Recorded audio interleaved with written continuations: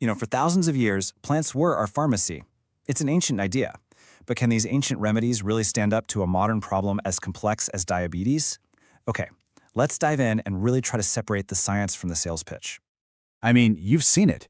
Walk into any health food store, scroll through your social media feed. It's everywhere. Bottles and tinctures all promising this natural path to managing blood sugar. It is a massive, booming industry. But it all comes down to one simple question. Do they actually work? And how? And get this is not some fringe thing. According to the research, a staggering 72.8% of people with diabetes use some kind of complementary therapy, like herbal medicine, and they're often using it right alongside their prescriptions. So yeah, understanding how these things work is absolutely critical. All right, so here's our game plan for this explainer. We're going to go inside the plant pharmacy to see how these herbs are supposed to work. Then we'll check out the evidence from the lab. After that, and this is a big one, we'll talk about what happens when medicines collide, before finally weighing the risks and rewards. Okay, first up, inside the plant pharmacy. So what's the theory here? How exactly are these herbs claiming to tackle something as serious as high blood sugar? Well, this is where it gets pretty fascinating. These plants have all these different strategies. You've got Gymnema sylvestre, which is literally nicknamed the sugar destroyer, and it's thought to actually block sugar from being absorbed. Then there's bitter melon, or Karela, which contains something called polypeptide P, which is basically plant insulin.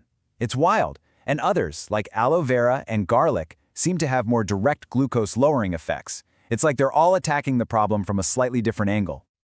So, traditional use and theories are one thing, but what happens when you put these plants under the microscope? Let's look at what the lab evidence is telling us. This brings us to a really interesting study. Researchers took a group of rats and basically gave them a condition that mimics type 2 diabetes. They made them insulin resistant. Then, they tested an extract from Gymnema sylvestre to see what would happen. And wow, look at these results. Just focus on that red line for a second. That's the untreated diabetic group.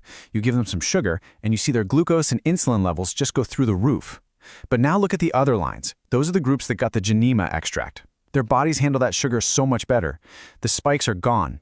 It's a pretty clear sign that the herb is having a real effect on their insulin sensitivity. And it's not just Gymnema.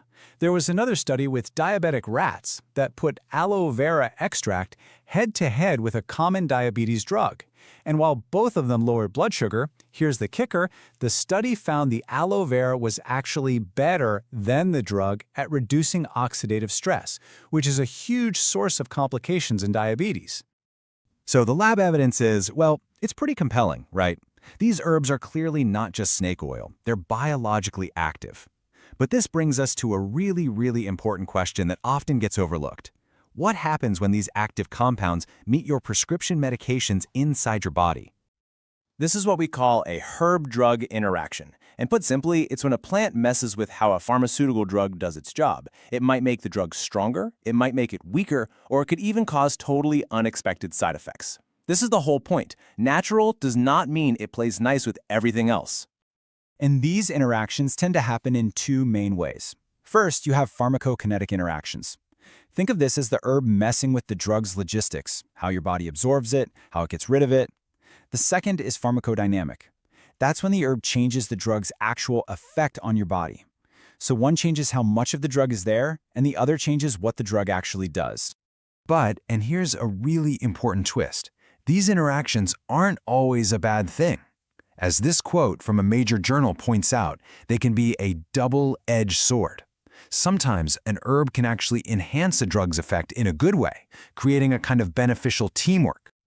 Okay, so let's get specific. What do these risks and these rewards actually look like when we talk about some common combinations? So this table really lays it out. Look at aloe vera, garlic, and ginger. With common drugs like metformin or glibenclamide, they can have a synergistic effect. That's the reward side. They work together to lower blood sugar even more. But then you look at Gymnema with metformin, and well, it's complicated. The evidence is conflicting. It might even reduce how much of the drug your body can use. That's the risk side. It's not a simple picture at all. So if you remember one thing from all of this, let it be this. These herbs are not just harmless little supplements. They are packed with powerful, biologically active compounds that have real, measurable effects on your body and on your medications. So what does this all mean for you? Well, it means that while a lot of these herbs do have a real scientific basis, they also come with some serious complexities. Mixing them with drugs can be helpful, but it can also be risky. The single most important thing you can do is have a really open, honest talk with your doctor or your pharmacist about everything you're taking. Because, and I can't say this enough, natural does not automatically mean safe. And that really leaves us with the big question, doesn't it?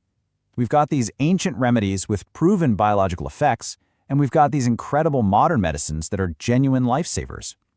The real challenge for science and for all of us is to figure out how we can intelligently combine the two, how we can harness the best of both of those worlds while being smart enough to manage the risks.